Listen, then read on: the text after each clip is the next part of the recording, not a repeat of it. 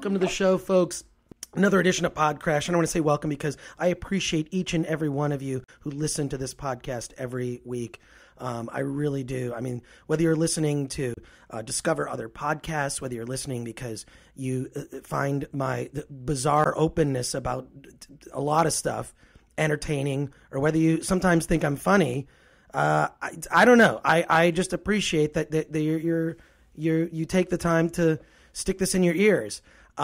This week, this edition of PodCRASH, crashing Dream Tweet. What is Dream Tweet? Dream Tweet is a podcast game show. Yes, I appeared on a podcast game show called Dream Tweet. We'll get into that later. A couple of plugs to get out of the way. First up, this weekend, May 4th through 6th, I'll be at the Catalina Film Festival, where Stan Lee is hosting a screening of the Avengers on Friday, May 4th. Saturday, May 5th, I'm going to be doing a one-on-one conversation with Stan Lee. I'll be hosting that, talking to Stan. I've interviewed him before, interviewed him at Dragon Con a couple years ago. He is amazing. So much energy for his fans. This guy's like, what is he, like 90 years old? I love Stan Lee. He's been a huge influence on me ever since I was a kid. I mean, his comics really, to me, invented the modern blockbuster movie. When you look at the structure and the characters, the heroes and the relationships, go back and read old Fantastic Four with Galactus's first appearance. To me, that's a movie. I remember reading those comics as a kid, so excited about these characters, and never thinking I would, especially watching, the bad Marvel stuff from like the 80s, just being so devastated as a kid how terrible they were. And looking at those and going, I'm never going to... This is what happens to me every time I go see a Marvel movie, when the music is just sort of swelling and you see that little flip of the little cartoon at the big little flip of the pages, which, paying tribute to the old... This is the source. It came from a comic book. I always get a chill, and I always actually start to well up. I start to well up in tears because never in my mind's eye as a kid reading those comics did I ever think I would see these characters so well portrayed on screen, done so respectful to the source material, and then just done on such an epic scale. And I never thought I would see it come to life. And so I always actually I have to stop myself from crying every time I see every Marvel movie. It's true. I get that worked up. Okay, so I'll be at the Catalina Film Festival for that, where you can see me weeping at a screening of the Avengers, and I can't wait to be hanging out with Stan Lee there. I'll be there. Look, catalinafilm.org or Google the Catalina Film Festival. Also, a quick May 11th, I'll be doing a show called Glory Stories. It's described as a kinky improv show. I have no idea what I'm in for, but they're going to be doing a lot of giveaways from Stockroom, if you know what that is. I think it's $5. It's at Glory Stories show, which I'll be a part of, is at IO West on the main stage, Friday, May 11th, I believe 11 p.m., 6366 Hollywood Boulevard. I'll be there. Should be a lot of fun. Okay. A lot of stuff happened this week. Last week, you probably heard I'm suffering a little bit of a career crisis here with going in many directions with the stuff that I'm doing. I happen to like a lot of things. I think actually, and I had this meeting this week with some potential new representation about some projects and other stuff. And I was, they said, hey, you're kind of all over the place, which ended up being a good thing because they liked all the stuff that I presented. But, often when I'm on these podcasts, I'm described as when they start to go through like all the stuff that I've done, it's sort of this is their words, not mine. They said, this has happened on many podcasts. They say you're kind of a Renaissance nerd. By that just meaning like I'm doing a lot of different things. And I think I'm, when I approach any project, I want it to be the best, whatever that thing is that I did, whether it be something like Film Thread or something like my film festival book. There's just a sense of pride that kicks in that I just have to do. Like, and I think it's, it's not just pride. This is really gonna. I'm an anal retentive perfectionist, which is it's add OCD and ADD onto that, and then that's my myriad of problems. And it's sort of like there's sort of good parts to that. It's just like it's sort of all of those things, the perfection or perfliction. If you could, that's a good, it's like I'm afflicted with perfection, which is annoying but it actually, there's good parts about it because I'm very good at being neat and tidy and clean. I make a great roommate, or it gets in the way because I can't finish something until it's absolutely the best possible thing. So, all right.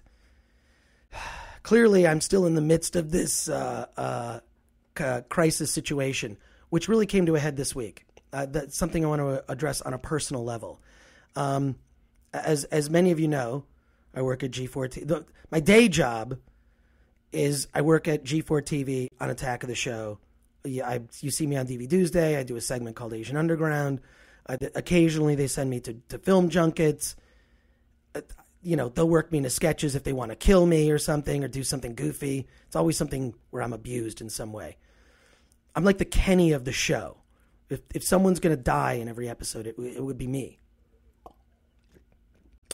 In any case, I have to keep myself lubricated as I'm doing the show because I realize I have allergies and it really affects me when I can hear my voice getting all scratchy and I need liquid. So if I pause and apply some liquid refreshment, it's because I care about you, the listener. I care about you. I want you to hear my voice in the best possible way you could hear my voice. I want you to hear it. I want you to hear my voice so that it sounds like a human talking and not an alien or Red Deutsch in joke. Okay, so this week I come to my work as I do on Tuesdays because the other stuff are like field shoots, so I'm not in the office, right? I go into the office once a week. When I go in, I'm there. I go and I do my little live thing and I'm out. Everything else is field shoots. I'm traveling somewhere or I'm shooting at Spin Fusion in Venice where we do the Asian Underground segment, which is a lot of fun, by the way. So my tentacles are all over the place with the stuff, but I come into G4 once a week.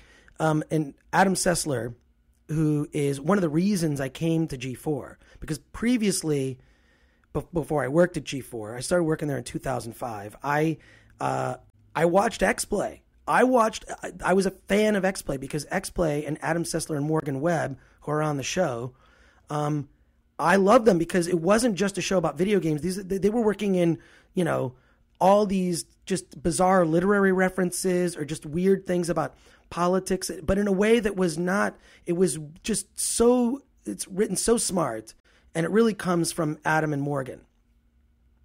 Adam Sessler was let go from G4 a week ago. Actually, a week before I came in. And I mean, one of the reasons I was watching G4 as a network was because of X-Play, and I was a huge fan of that show. I mean, if you're going to talk about video games, make it entertaining, make it funny, and that's what Adam did. In addition to the fact that he's just so passionate, he's also a guy that he knows his stuff. I mean, and Morgan as well. I mean, she knows. I mean, really, if she wasn't doing this TV gig, she would be just gaming all day. Adam, the same. It's weird because when the two of us get together, and I would see him in the office, and we would constantly geek out about stuff. And what's weird is we kind of switch. Every time I saw Adam, and I'd see him sometimes it's me a lot, sometimes, but over the course of my 7 years of being at G4, I'd run into Adam, and every time I would start going, oh my God, okay, this one video game. Can you tell me like Earthbound, for the Super NES? The music, is there a soundtrack to the Earthbound for the Super NES? And then switch, there's Adam, and he's talking about, hey man, did you know about this one Hong Kong movie? So he wants to talk to me about movies. I want to talk to Adam Sessler about games. And the two of us are just kind of freaking out, sort of like, I think, mutual fans of, what the two of us are into. And then it's amazing to find out that this guy's also into film as well. And so it was just every time we get together, it was one of those things where we could when we would run into each other at work, it'd be one of those things where just never enough time to I'll catch you and we'll do dinner someday. So Adam was let go by the network, and I can't speak on behalf of G4, and I can't speak on behalf of Adam. I can only speak about what I feel personally. And I feel Adam is a huge part of G4. I really feel like it's like we've lost a limb. I have no knowledge of the details of what went down, the reasons for this. I know there are a lot of changes happening at the network. This is also, I'm fine talking about this because it's public. If you read the trades, you'll see that we have a new head of the network, and there are changes being made for the network to the network. Those are corporate decisions, and I'm used to that. I'm used to, like, G4 is the longest TV gig I've ever had, 7 years, right? Okay, so I feel lucky and I feel grateful that I've been able to come on every week for 7 years and, spout whatever I want about film on G4. I mean, for the most part. I can't say penis. Well, no, actually, I can say penis. Penis is a medical term. I can also say vagina. I can't say cock. Well, no. Can I say cock? If I'm talking about a rooster, I can say cock.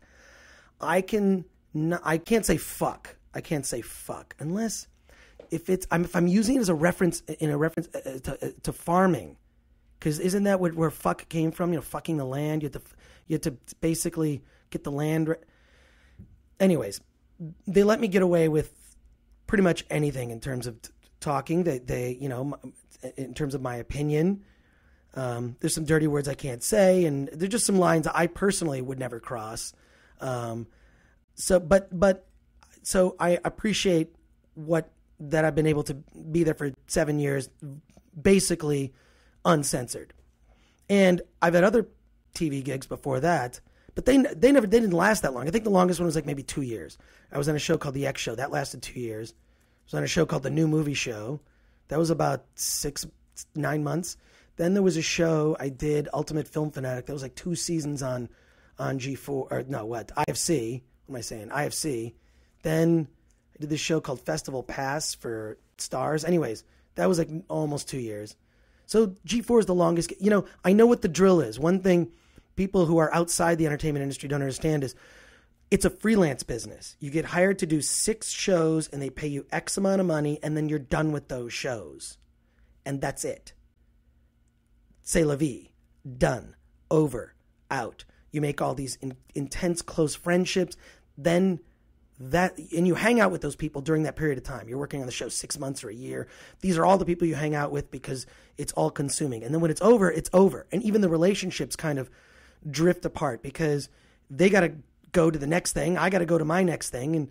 And that's it. But G4, of all of them, it's really where I feel like, because I had little to no experience being on television before any of those gigs. I mean, the X Show just put me on because they thought it was funny on the internet writing reviews. So, what happened with G4 is I almost kind of gave up doing television because I had a bad experience with one where I really just wasn't allowed to be myself. I was sort of told how to dress, how to comb my hair. The network becomes mom. And as far as I'm concerned, if the network's paying you, they can kind of tell you what to do. But I would just, before coming to G4, I was like, I don't know. I just want to do my own thing. I want to dress the way I want. I want to be able to say whatever I want.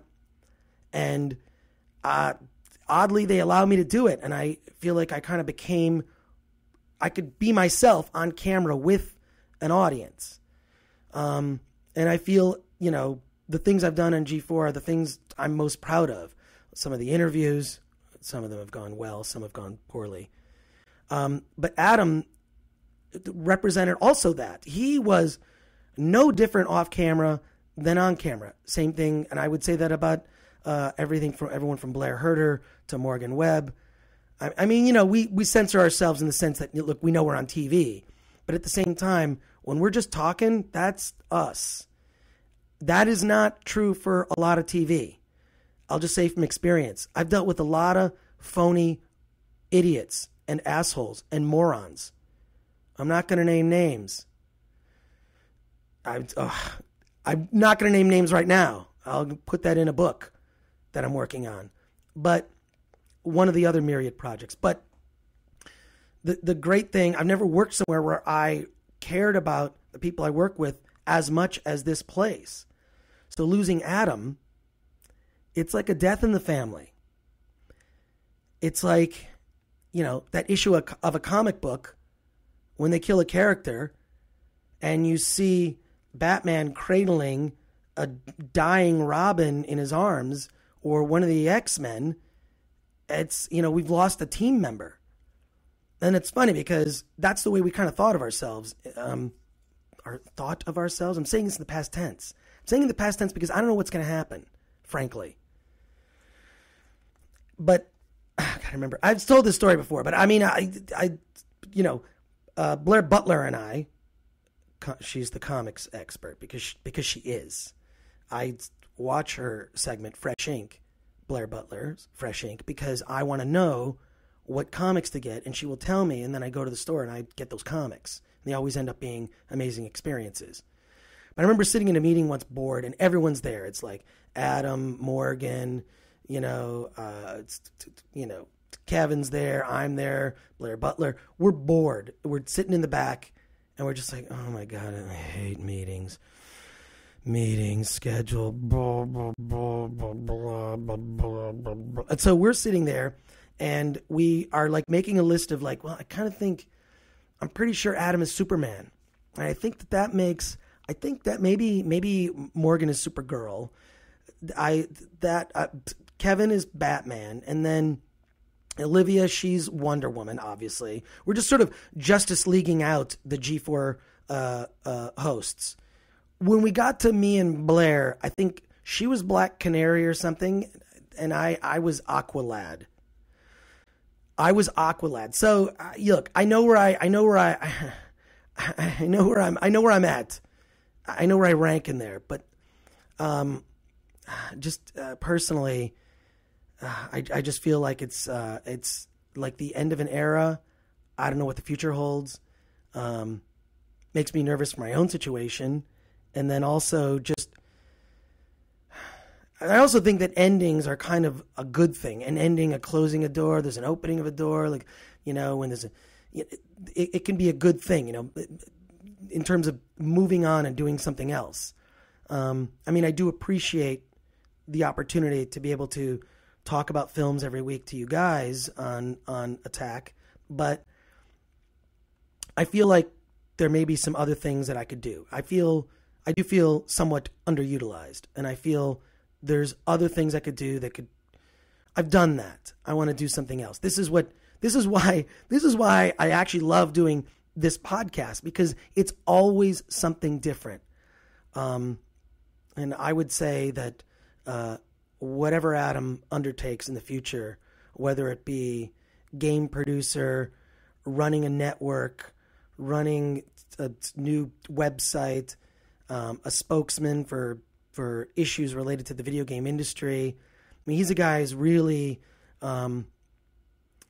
he just has always had my respect, and also really fun to hang out with. He's gotten me to parties he's gotten me into parties I couldn't get into, and I'm kind of an expert in that. He snuck me in. So I'm just really, and I know a lot of the people at G4 are affected by this, so I wanted to speak honestly about it, because I really haven't seen anything other than a few official/unofficial announcements. He's no longer with G4. I think I'm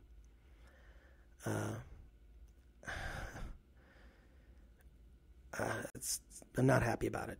I'm really not happy about it. I don't know if it's a good thing. So, at the same time, I think that Adam was underutilized. Really, a guy who's reached that level of respect in the video game industry really deserves more, and I know he'll find it. So, we're gonna hang out soon outside of work, which is something we've almost never done. It seems like every time we hung out, it was at work or something work related. Okay, I've really rambled on a long time, but Adam, keep fighting the good fight, and I'll do the same. And G4 will figure out what's going on whenever the hell it does. Okay, moving onward to Dream Tweet. And I don't feel bad. Actually, you know what? I don't feel guilty. I've rambled now for 20 minutes. Maybe you're still listening. I've rambled now for 20 minutes, but I happen to know that Dream Tweet, the podcast that you're about to hear clips from, Dream Tweet is short. It's like a 10 to 15 minute podcast. It's very short. It's a game show, and it's hosted by a guy named Jonathan Corbett. It's produced by Adam Spiegelman, who also does the Proudly Resents podcast, which was the very first episode of PodCRASH. I was on Proudly Resents. So Adam wanted to get me on Dream Tweet.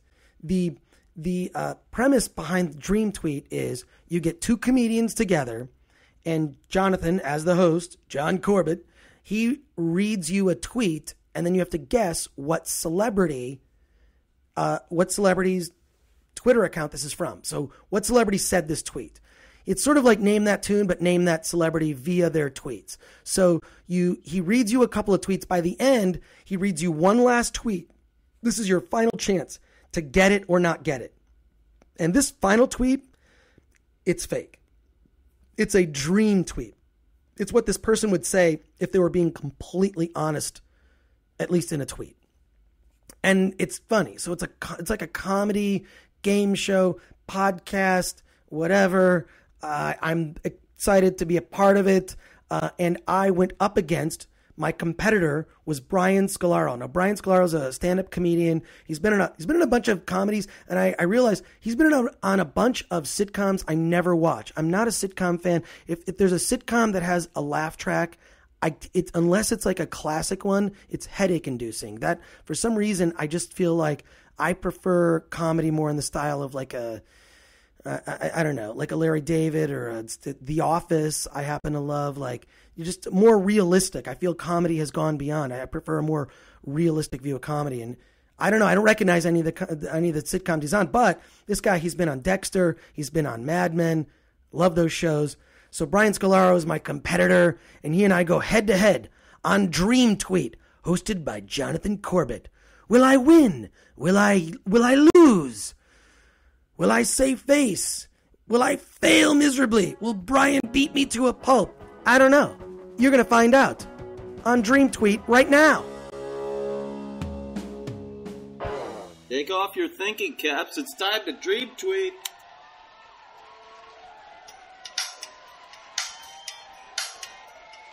Everybody's tweeting, faving, and deleting. So follow Friday someone you know and play Dream Tweet, the game show to go. It's a game show to go. Hey, everybody. Yeah. Thank you so much. I'm Jonathan Corbett, and my game show voice says it's time to Dream Tweet. We're coming to you live-ish from Dream Tweet World Headquarters in Los Angeles, where today Chris Gore will be taking on Brian Scolaro in a battle for Dream Tweet glory. Speed, do you want to grab that? All right. Speeds will be joining us, too. He's blowing up over there.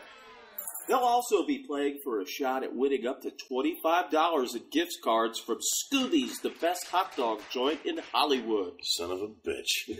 Yeah, sorry, buddy. I didn't realize there were stakes in this game. And they're good. Here's how the game works. I'll read tweets from a famous person, and you try to guess who it is. If no one guesses correctly after the second tweet, we go to a dream tweet made up by me. If you jump the gun before I'm finished reading the tweet, you get shushed, and your opponent gets a chance to steal. The game is a best of 5. And don't get freaky if I get a little cheeky, because I'm just being a bitch. That's my catchphrase. But before we play Dream Tweet, let's get to know our contestants a little bit. Brian Scolaro. Yeah. Hilarious comedian. Thanks, man. And actor. You've seen him on everything from Dexter to Men of a Certain Age. Happy to have you here. Thanks for coming. Thanks very much. I'm happy to be here. All right. Now, you're from Bay Ridge, Brooklyn. Right. What is the one food item you miss the most from New York City? No, that's the standard answer, but I'm not going to say that. I like it. You know, is it pizza? Is it pizza? No. My favorite. You know what I miss? The one item. I'll fucking tell you. Baked clams. I miss baked clams. How about that? Sounds good. You know what I was looking for? Bacon, egg, and cheese. Oh, you can still do bacon, that. egg, and cheese sandwich. But you don't like the eggs and the bacon. You know, but going into a deli, you know what? I'm going to accept clams. I didn't know the game was already started. This is intense shit. No, there's no downtime on Dream Tweet, but thank you again for coming and playing. Now, Chris Gore, a talented performer who you may know him from G4's Attack of the Show, Film Threat, or his wildly popular podcast, PodCRASH. thanks for coming. Thank you for having me. Tell me, what, if anything, do you know about Tom Bergeron? Actually, frankly, I don't know anything about that guy. That's like what not a clue, like nothing. We don't know. He's literally anything. He's everywhere. He's been in our lives for decades. I don't even know who right. he is. I know who Tom Bergeron is. The worst thing is, I know who Tom Bergeron is, but also I know that he is the human incarnation of the color beige. That's what he is. I'll take that. Inoffensive I've got to accept that. Okay, so Tom Bergeron is he's the host of Dancing with the Stars, a show that I've seen promos for, but I never actually watched it. But the one thing I should point out is, because the audio quality for this is sort of, it's a little suspect. It's kind of low. It's kind of, we're all basically sitting around one microphone, and we're sitting actually in Jonathan Corbett's apartment, where his dog is running around. He gave his dog a toy, and we're holding, Brian and I are holding squeaky toys as we squeak, which is basically your way of, buzzing in. We squeak these squeaky toys. But, having listened to episodes of Dream Tweet in the past, other episodes, a lot of them have been recorded in cars. So they'll get two comedians, and they're about to maybe do some stand-up at a club, and they get these two guys, and they'll sit in the back of a car, and then they record the podcast in a car or in John's apartment. So I just want to set that up, that the conditions under which this podcast were recorded were, it was unique. It's not studio. It's not like a studio thing, but it's a lot of fun. Okay, back, because this was just the intros. You gotta get right to it, because now the game begins. All right, you guys ready to Dream Tweet? Okay, here it is. Here's the first celebrity first tweet. Rock is dead, which makes me a ghost. I can watch and enjoy even the Nicki Minaj stuff, but I need to rock. Sorry, I'm the real thing. Ted Nugent. No, very good guess, though. Very good guess. I was going to guess the same thing. Really? Axl Rose. No, you guys are you're on the right, the path of going the crazy trade route, but neither of those. We're moving on. All right. Going through the wickets of both contestants right now, but we're moving on to the same celebrity. Second tweet. Mm-hmm. Bean, sorry, I believe the gossip. Mommy loves you. What the fuck? Bean, sorry, I believe the gossip. Mommy loves you. Sorry, I believed or believed? I believed the gossip. Bean. Speaking to someone named Bean. God damn it, it's not. What's Rowan Atkinson's mom's name? We're going to have to Google that one. Bean. Missing everything. Oh, no. I thought we might get this. We're going on to the Dream Tweet from this celebrity. Kids, never mix drugs with mental illness and royalties from Nevermind. Brian Scolaro. Never mind, I got that to the wrong movie. Royalties from Nevermind. Chris Gore has a notion. Courtney Love? Oh, boom goes the dynamite. Chris Gore drops it, throws it down. I got it. Their daughter's name is Bean. And she has a song called Nevermind? The album, the Nirvana album, yeah. Nevermind. Courtney Love is sitting on Nevermind, buddy. That makes sense. See, it's coming together. But your dog's staring at me. I'm going to do that to anybody squeaking a hamburger. I have to tell you. I'm pretty sure, though, Courtney Love, because she used to strip at Jumbo's Clown Room, probably one of the best dive bars in LA. Yes. I'm pretty sure her vagina by now looks like a baked clam, so that that is disgusting. It's like a baked clam. You could get that. Full circle. Cancel my order. I'm just being a bitch. My catchphrase. All right. Chris Gore's got one. Can he make it two? But first, a word. I think he can. Well, he can, but don't count out Brian. I think there's a lot of Dream Tweet left to play. Brian he's given up on Brian. That's so sorry to hear. But first, a word from our sponsor. Today's game is brought to you by the Gillette Fusion Pro Glide Styler. As a master of style, whether I decide to go with a goatee, a Fu Manchu, the Magnum, the hipster Hitler, a cactus patch, the AWOL sailor, Rowdy Roddy, or the Bristol sissy, the only thing touching this face, besides the foxy gals, is the Gillette Fusion Pro Glide Styler. Not to kiss some ass on the Fusion. I use the Fusion myself, and I'm pretty sure that if you shaved Courtney Love's vagina, it would look like a baked clam. Yeah, sure. If you use the Gillette Fusion on her lady parts. All right, with that mental image in your minds, folks, try to shake it off and get back into the game. doing a little theater of the mind as Chris Gore going blue. He's trying to get inside the head of Brian Scolaro. There's nothing in there. Just a horrible, horrible mental image. And so we're going to the second celebrity. First tweet. Fred McMurray. Sorry. So close. Here we are. It's funny how I'm banned from the Palms after I said I don't want to go there anymore. All I just know is the comics who play the Palms. Brian wants in? No, I don't really want it. I was just trying to guess. Paul Hughes. I know he plays the Palms. He's a comedian. He's the only person who plays the Palms. Pauly Shore. How many guesses do I have? You go. One per squeak. Chris Gore, why don't you think? I'm thinking it's definitely a woman. Right. It's definitely... She probably was in some bad exploitation 80s movies. Hey, let me cut you off right there. You couldn't be more far off. All right. Just trying to keep us under 15 minutes. I was trying to milk it. I'm sorry. That one rattles out for Chris Gore, but we're moving on to the second tweet from our second celebrity. Right. Tonight, grand opening of Girls, Girls, Girls Las Vegas. Girls, girls, girls. Brian, Squeaky Hamburger, he's thinking. Well, how about, what's her name? Carmen Electra? No. Girls, girls, girls. Tennis ball, Chris Gore. Kevin Costner. No. Fred McMurray. Fred McMurray missing twice with Fred McMurray. Keeps going to the McMurray well, but... I can't picture a clue in there at all. All right. Girls. Shields and Yarnell. No, girls, girls, girls. I'll give you a little... We're talking about that. You're on the right track. He's getting there. He's getting there. We're moving on to the dream tweet from this celebrity. Dream tweet from our second celebrity. Ready. I'd like to thank Kia for putting me in their commercial, despite the fact that I killed a dude with my car.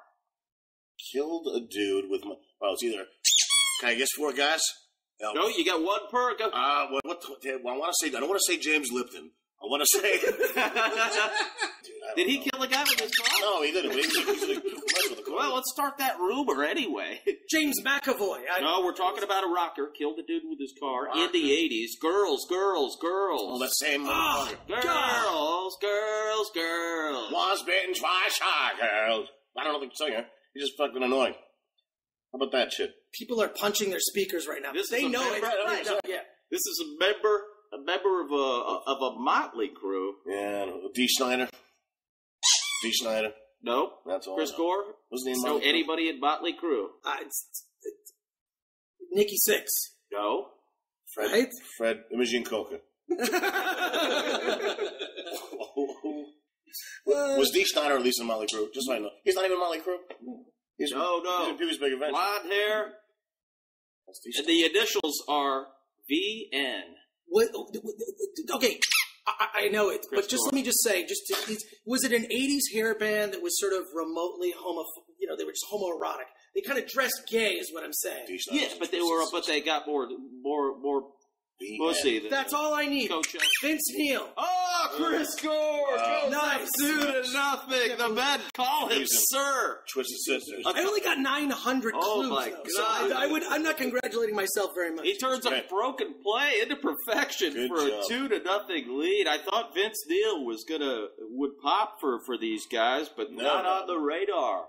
They were more of a Debbie Gibson fans in the 80s. Not much rocking going on with this pair. Do you have any food questions? One thing that's actually started to really bug me about Twitter is people being judged by the number of Twitter followers that they have. This is something actually that ties into. It's sort of a quantity versus quality issue. I think that quality should be the thing that is respected. In fact, there's a lot of people I follow just because they have really intelligent, interesting things to say. I don't give a crap about how many followers they have, and actually, I don't know that I would have actually been very good at this dream tweet game because I don't follow a lot of celebrities. I follow some comedians. I follow people that I just think are interesting. I follow people that I know.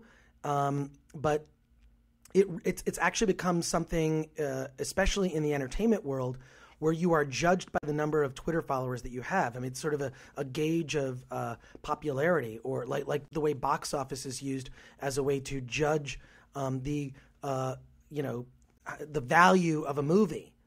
It certainly is some gauge of how audiences are responding, if they like or dislike something. At the same time, it shouldn't really matter. I mean, I could point to hundreds of indie movies that did terrible at the box office that are amazing movies that you just don't know about them. So I've never subscribed to that whole quantity over quality issue. I think it's sort of as a friend pointed out, it's like a shortcut to judge and evaluate people. So I find it irritating.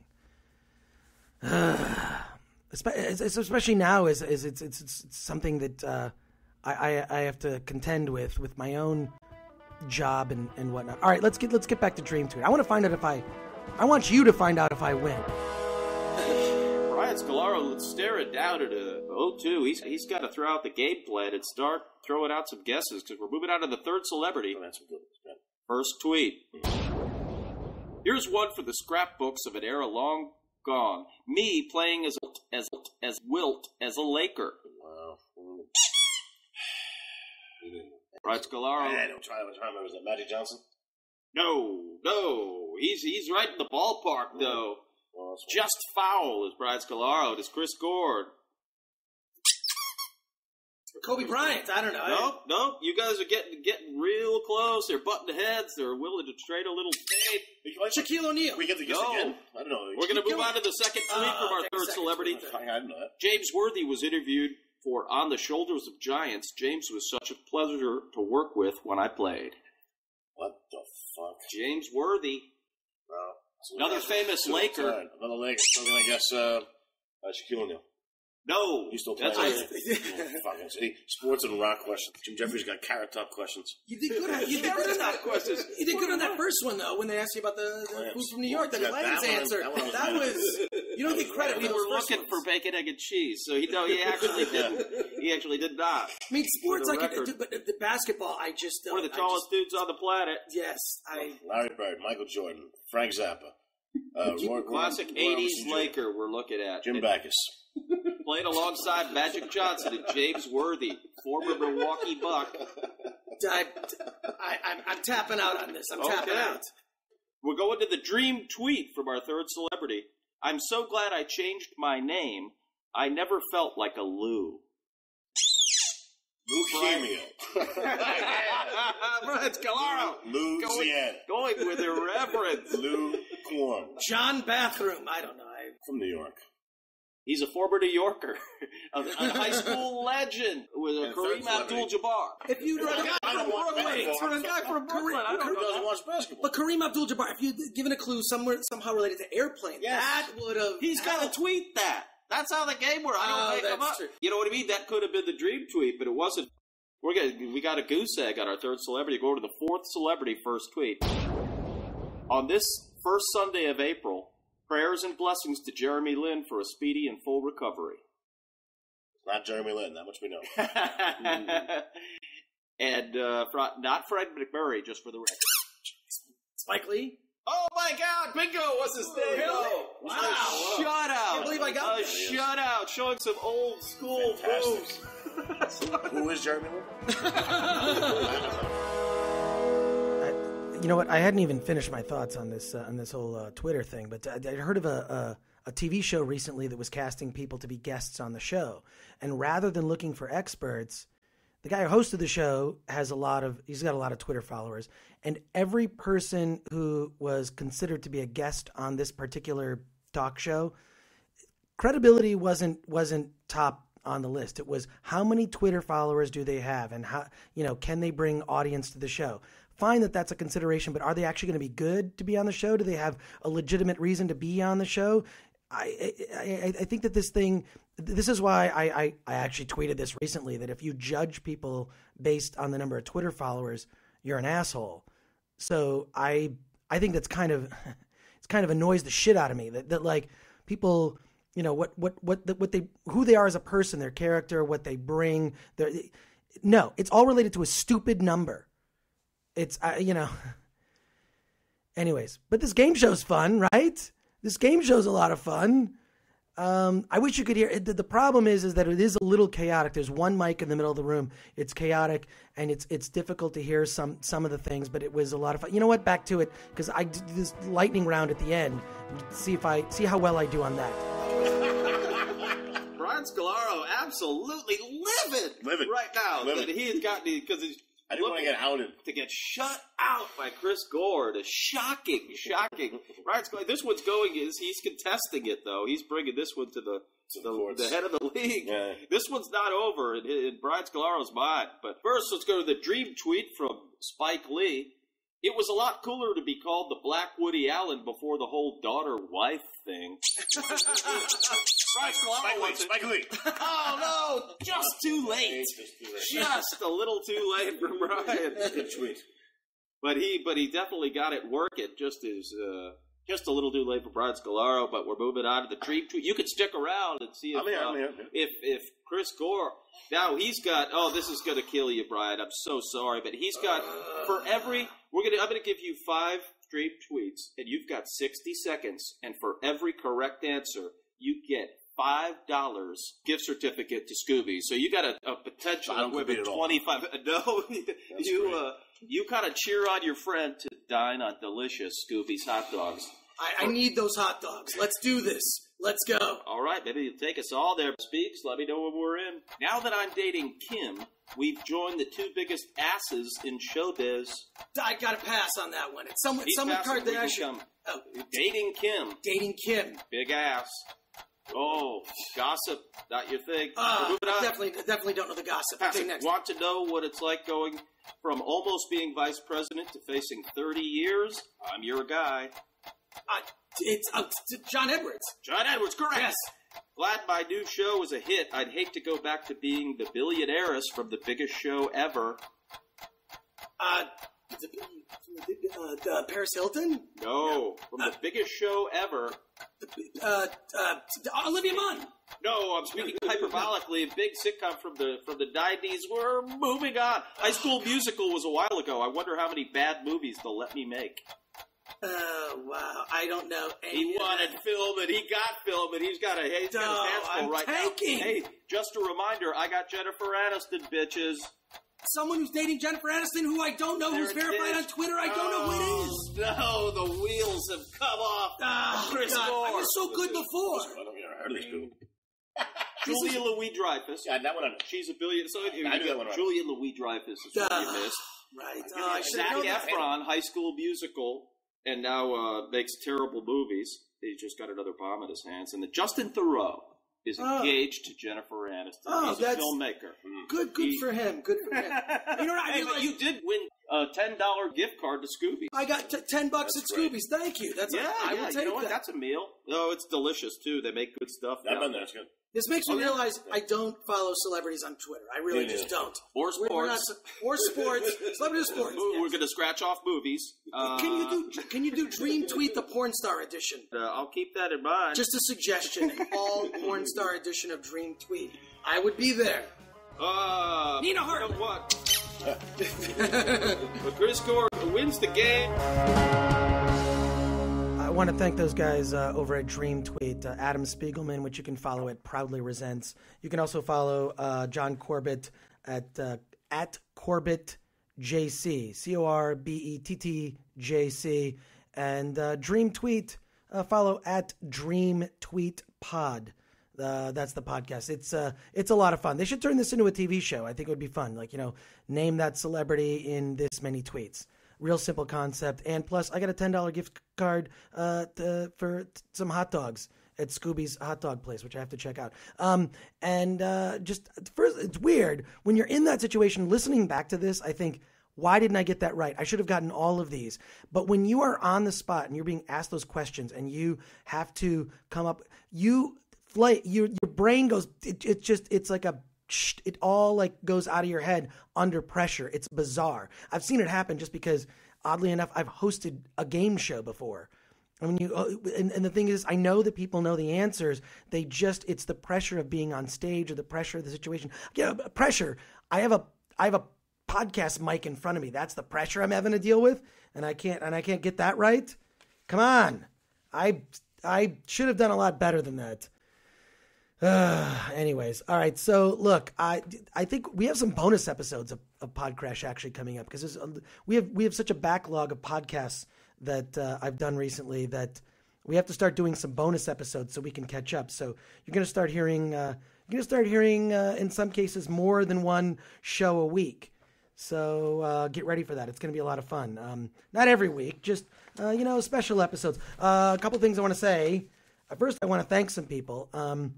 Before we get out, I want to thank some people. I want to thank Sean Welsh. I want to thank, who else am I thanking here?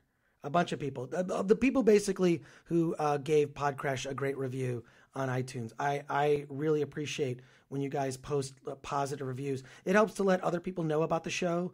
It helps, I read all of them, so that's a lot of fun. It's my way of interacting with you guys. So I got to thank Sean Welsh, Taco 13 Salad, Lane It, Spam Brain, Jess DP's Batman Tattoo. Jess DP's Batman Tattoo. Jess DP's Batman Tattoo has an iTunes account, so there you go. They all posted great reviews this week. I appreciate that. So follow the show on Twitter at PodCRASH Show. Follow me at that Chris Gore. Give us a like on Facebook, facebook.com/PodCRASH. Go to iTunes, give us a review. That's it for this week. I appreciate you allowing me to vent some of the drama in my life via this podcast and also the opportunity to entertain you via these other podcasts. Dream Tweet is a personal favorite of mine, and because I am very active on Twitter. In fact, I actually this is funny. It was a gig I did one day where I went to a company called Mahalo, and I on YouTube. They're all on YouTube. These videos of me telling you how to get followers on Twitter, how to get, like sort of the basics of all the things you need to do on Twitter. It's sort of actually done for people who know nothing about Twitter. So I'm not saying that any of my advice is any good, but if you look up Twitter, if you look up me on YouTube somewhere, there are a bunch of videos where I do these instructional videos that are like 2 minutes each. And there's a ton of them of me just telling you things about Twitter. But it's kind of more for your mom. It's basically if for someone who's never been on Twitter, is not really active on Twitter. I say mom because I mean my mom. I mean my actual mom who's not on Twitter and who doesn't get it. And it can barely, even though she has an iPad, she has no idea she has no idea why she has an iPad, but she has one. Anyways, all right, so thanks again. Until next time. Let's get out of here! I have seen the future, Captain. There are no flags. Not my future.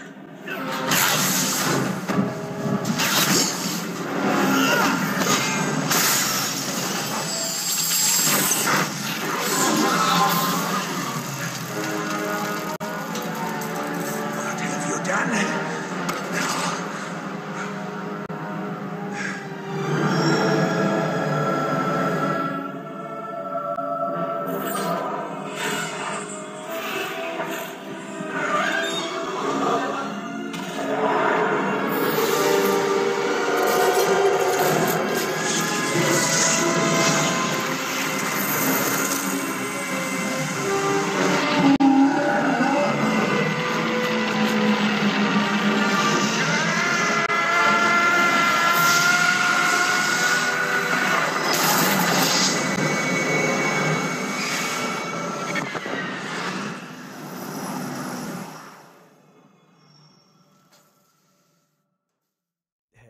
If you're still listening to this, you're probably a lot like me. You're the kind of person who stays through the end credits of a movie, especially like the Marvel movies, because you want to see the setup for like the next movie. You want to kind of catch that Easter egg, which is really awesome.